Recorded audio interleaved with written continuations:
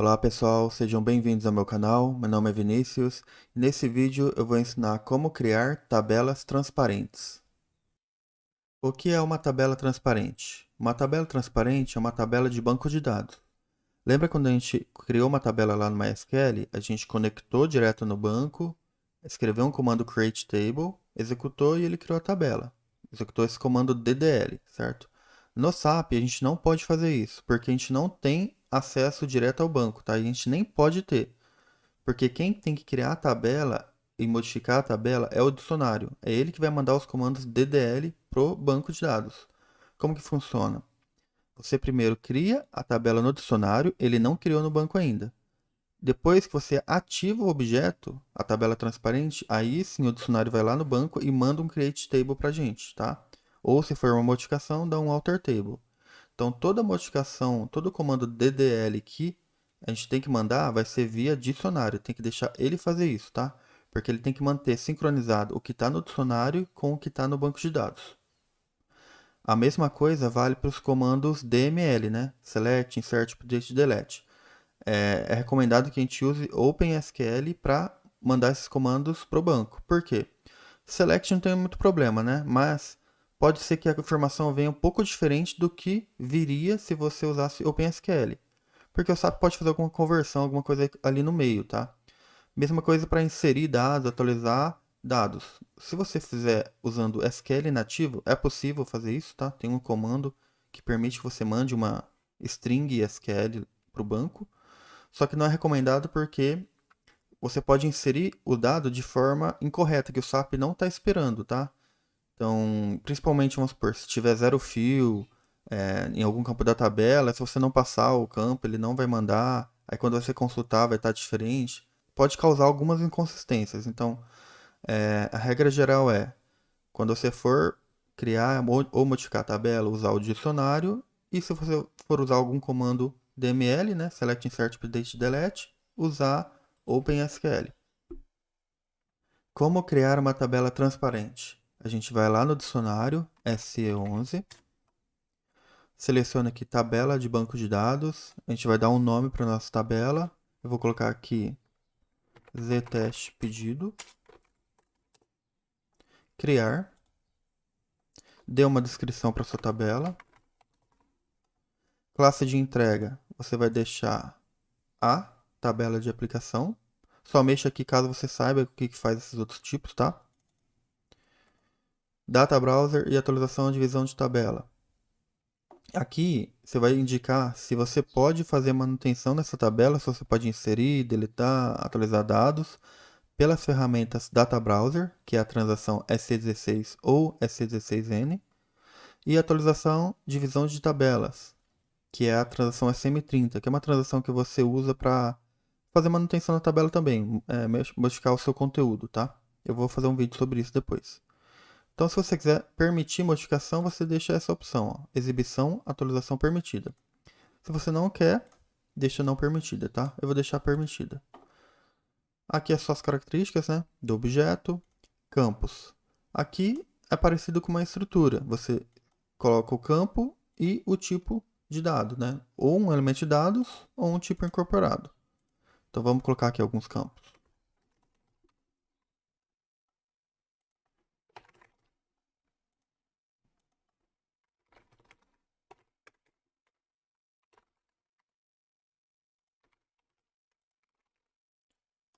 Coloquei aqui três campos, tá? Mandante, que toda tabela tem que ter esse campo, né? Tem algumas exceções, mas nem compensa falar sobre isso agora. Na maioria dos casos você vai ter sempre essa coluna mandante, tá? Nas dúvidas, sempre coloca. Você só não vai colocar se a tabela não for dependente de mandante, que é raríssimas exceções. Pedido NR vai ser o nosso ID do pedido, tá? Uma tabela de pedido. Então esse vai ser o código do pedido, pedido 1, pedido 2, assim por diante. E esse herdate é a data de criação do objeto, tá? No caso do pedido aqui. Então, o elemento padrão que é usado na maioria das tabelas standard é esse herdate, tá? Aqui eu tenho que definir a chave primária da tabela. Como que eu defino? Por essa coluna aqui, ó, campo-chave. Então, o mandante ele sempre pertence à chave, tá? Ele sempre está na chave primária. Então você marca. Aqui nessa coluna você define se esse campo é obrigatório ou não. Você vai forçar not null, que é deixar ele obrigatório, tá? Ele tem que ser preenchido de alguma forma. No caso, a chave primária tem que ser preenchida, então eu marco. Pedido NR, ele também vai ser parte da chave primária, vai ser uma chave composta com mandante e pedido. Então eu marco aqui, também é obrigatório. E o campo herdate, ele não vai ser obrigatório, ele não vai ser chave, tá? Mas eu quero deixar obrigatório, então eu marco aqui. Se não quiser, será só desmarcar, tá? Pronto, defini aqui as colunas que eu quero. Agora a gente vai para passar para essa abinha, né? Aqui não tem como modificar nada. Aqui é campo de moeda, no caso a gente não tem nenhum, tá? E aqui é a parte de índices que eu vou fazer um vídeo específico, tá? Então a gente definiu aqui o básico da nossa tabela, né? Defini os campos e eu vou salvar. Como objeto local, pronto, salvei. Essa tabela ainda não está no banco. Quando eu ativar, ela vai ser criada lá no banco de dados. Antes de ativar, ele está pedindo mais informações, tá? Categoria de dados, o que é isso? A gente vai ver aqui as opções. Ó, tem dados mestres, tabelas transparentes, dados de movimento, tabelas transparentes. Aqui tem uma série de opções. A gente vai usar esses dois tipos aqui, ó. O APPL0, que é dados mestres, tá? E APPL1, que é dados de movimento. Qual que é a diferença de dados mestres para dados de movimento? Eu vou mostrar aqui alguns exemplos. Dados mestre é quando você está cadastrando a informação principal de alguma coisa. Por exemplo, a tabela principal de cliente é a KNA1. Então, se eu exibir aqui, ó, essa tabela, ó, tabela transparente, vou nas configurações técnicas e ela está como dados mestres, ó, porque ela é o mestre do cliente. As informações principais do cliente estão nessa tabela. Vou mostrar outro, ó. Fornecedor, LFA1. Dados mestres. Vou mostrar mais uma. Material, para você cadastrar produto, tá? É a Mara. Exibir, configurações, dados mestres, tá? Então, toda tabela que tem a informação principal daquilo, por exemplo, produto, fornecedor, cliente e assim por diante, vai ser dados mestres. Agora, se você tem uma tabela aqui de pedido, por exemplo, a tabela padrão aqui no SAP é a VBAC. Eu vou exibir, configurações. Aqui já não está dados mestres, está dados de movimento. Por quê? Essa tabela você vai cadastrar um monte de pedido, tá? Então, nesse caso, é considerado como dados de movimento. Então, você cadastra seus pedidos aqui, né, suas ordens de venda, no caso, tá? Ó, documento de vendas, dados de cabeçalho. Qual que é a tabela de item de venda? É VBAP. Ela também é uma tabela de movimento. Ó, dados de movimento. Tem a tabela de remessa, por exemplo, que é você separar a mercadoria, por exemplo. Determinar qual depósito, essas coisas. Fazer o picking. Então vamos lá. É a tabela LIC P. Se a gente for ver aqui, ó. Configurações, também é dados de movimento. Então poderia estar diversos exemplos aqui, mas a ideia é essa. Quando a informação principal daquilo que você está cadastrando é dados mestres, tá? Material, fornecedor, cliente. E quando você está cadastrando pedido ou faturando, nota fiscal, tudo isso vai ser dados de movimento. Então, no nosso caso aqui, voltando na nossa tabela, isso aqui é uma tabela de pedido, cabeçalho de pedido. Então, vai ser dados de movimento, tá? Categoria de tamanho. Vamos ver aqui as opções. Ó, tem uma faixa de tamanho. Quantos registros você prevê para essa tabela? De 0 a 21 mil, você vai selecionar essa aqui. De 21 mil a 87 mil, seleciona essa aqui. Então tem uma categoria para cada faixa de registros que você prevê para essa tabela, tá? Então você pode colocar aqui o valor que você acha que vai ter, né? Só que, claro, né? Você vai usando o sistema e vai aumentando os registros da tabela. Pode ser que uma hora ele ultrapasse essa categoria de tamanho, tá? Mas não tem problema, isso aqui não vai parar de funcionar o sistema por causa disso, tá? Mas isso aqui é só para ajudar o SAP a trabalhar da melhor forma possível, tá? Mesma coisa aqui, se você errar e colocar dados mestres em vez de dados de movimento, não vai acontecer nada praticamente, tá? Mas tente categorizar da forma correta. Aqui não precisa mexer em nada, tá? Se precisar, eu vou fazer um vídeo específico de algumas opções aqui. Então, eu vou salvar. Pronto. Vou voltar e ativar o objeto. Pronto. O objeto ativa. Agora, essa tabela, ela existe lá no banco de dados, ela foi criada. Então, o que está no dicionário está no banco de dados, está sincronizado, tá? Então, vamos lá. Agora eu vou criar outra tabela, que é a de item, né? Como se você comprasse alguma coisa, você tem o cabeçalho e você tem a tabela de itens, que são os produtos que você comprou. Então, vamos criar aqui, item, criar, descrição item, categoria classe de entrega A, permite modificação, campos, mandante. A tabela de item, ela tem a chave primária igual à tabela de pedido com um campo a mais. Então, eu tenho que começar com a mesma chave da tabela de pedido. Então, pedido NR. Tabela de item no SAP, geralmente a gente coloca a chave do item como pós-NR, tá? Mas você poderia colocar qualquer coisa ali. Também é a chave primária. Agora eu vou especificar os campos que tem nessa tabela. Material. Vou colocar aqui como char 18. Descrição do material. Você está comprando um produto, né? Então vamos colocar essas informações aqui. Geralmente a gente usa MACTX. Quantidade. E preço do produto. Preço unitário. Vou deixar aqui como tipo incorporado. Decimal. 18 casas e 12 decimais. Tá? Preço do produto.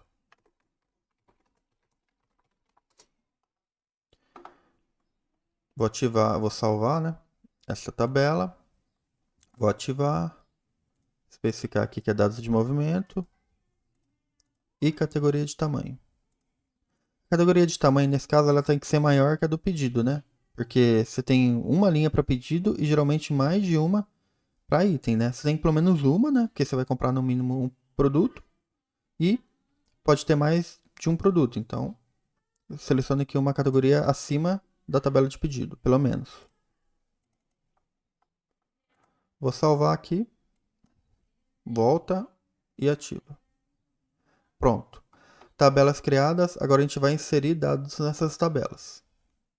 Para inserir dados, a gente vai usar a transação EC16. Então vamos lá. Vamos inserir primeiro dados do pedido, né? Então vamos lá.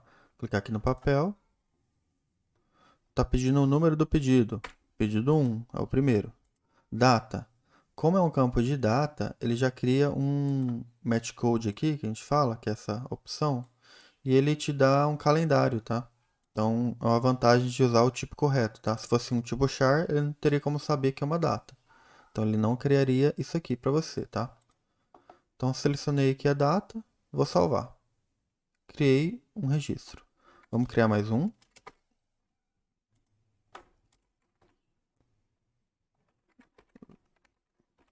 26 aqui. Pronto.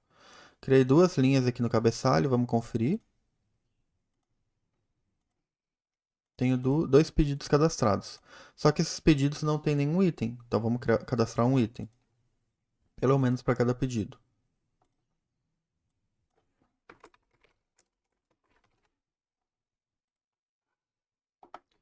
Então, pedido 1, item 1, aí material, código do produto. Vou deixar aqui um também. Pilha. Comprei dois. R$ 10 cada. Vou salvar. Aí no pedido 2, eu comprei o produto 2, que é um teclado. Vou salvar. Vamos conferir aqui os itens. Tá aqui. Um item para cada pedido. Um para o pedido 1 e o outro para o pedido 2. Agora, vamos testar uma coisa aqui. Se eu vim aqui no item, tentar cadastrar aqui o pedido 3. Ele existe? Não. Existe só o pedido 1 e 2. Então, se eu tentar cadastrar dessa forma, não deveria deixar. Por quê? Eu estou cadastrando um item que está apontando para um pedido que não existe. A integridade aqui não está correta, certo? Deveria ter um pedido lá para você colocar esse item lá. Então, se eu tentar salvar, ó, ele deixou. Vamos conferir lá na tabela de item. Ó, tem o pedido 3 aqui, só que não existe o pedido 3. Então, para resolver isso, você tem que criar uma chave estrangeira, tá? Como que a gente faz isso? Eu vou deletar esse item aqui. Deixa eu ver se tem como, né? É, aqui no menu, né? Eliminar. Pronto. Ó, eliminou aquele item inconsistente, que ele não tinha nenhum pedido apontando. Então, vamos lá na S11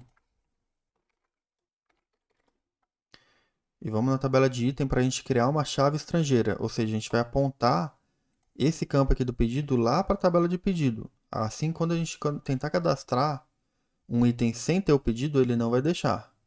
Então, selecione aqui pedido, NR, e clique nessa chave aqui, ó, chave externa. Aí ele pede a tabela que você quer verificar. No caso, a tabela de pedido. Então, ztest pedido. Clique em gerar proposta. Ele leu aquela tabela, viu que a chave era mandante e pedido. É essa aqui mesmo. A gente vai deixar uma descrição aqui. Pedido, tá? Se você quiser especificar a cardinalidade, você pode, né? Tipo, aqui, tá? Vamos deixar vazio. Transfere. Ele aparece a mensagem aqui, ó. Chave externa, o número da chave, o número nome da tabela e o nome do campo foi aceito. Beleza. Salva, ativa. Agora a gente vai tentar fazer a mesma coisa lá na C16. A gente vai tentar cadastrar um item que não aponta para um pedido válido, tá? Então, o pedido 3 não existe. Vamos lá, vamos tentar cadastrar assim. Vou tentar salvar. Ele aparece aqui, ó. Entrada 3 não existente em ztest pedido. Verificar a entrada. Ou seja, ele já verificou que lá na tabela de pedido não existe um pedido 3. Então ele nem deixou você cadastrar, tá? Porque você criou uma chave estrangeira. Se você colocasse aqui um pedido que existe, no caso o 2 existe, né? Vou deixar aqui o item 2 agora. Vou salvar.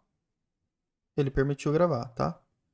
Então, com a chave estrangeira, você tem a própria S16 já valida para você se aquele pedido existe ou não, tá?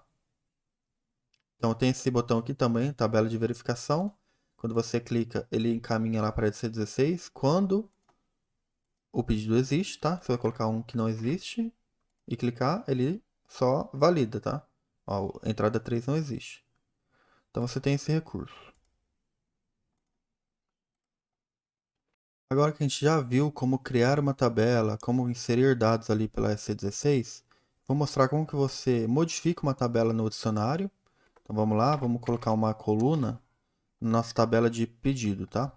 Então vou modificar e vou colocar aqui a hora de criação, que é erzet. Quando eu salvar, ele ainda não atualizou lá no banco de dados. Como que eu confiro isso? Aqui só está com o dicionário, tá? Só no dicionário existe essa coluna a mais. Então, para conferir o que está no banco, a gente vem aqui no menu Utilitários, Objeto de Banco de Dados, Exibir.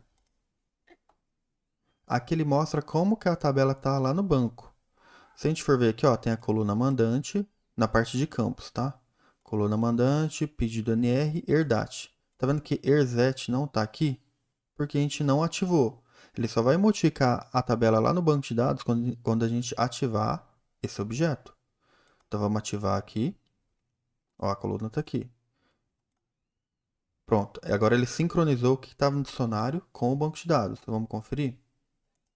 Utilitários, objeto, exibir. Ó, tá aqui, reset. Então ele criou a coluna no banco de dados. Ele mandou um comando alter table para modificar a tabela no banco. Mesma coisa se eu excluir esse campo. Se eu tirar ele e salvar, ele não está modificado lá no banco ainda. Vamos conferir. Olha lá, ele está com a coluna reset ainda na tabela. Agora a gente vai ativar e conferir lá. Pronto, ele tirou a coluna reset da tabela, tá? Ele deu um alter table. E para excluir uma tabela, basta você vir nessa opção aqui, ó. Coloca o nome da tabela e exclui.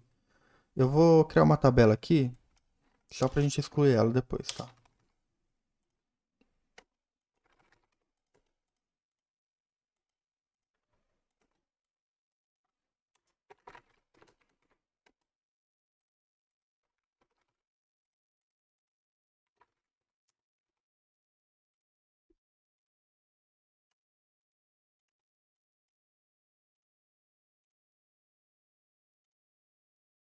Pronto, ó, essa tabela existe no banco. Vamos dar uma conferida.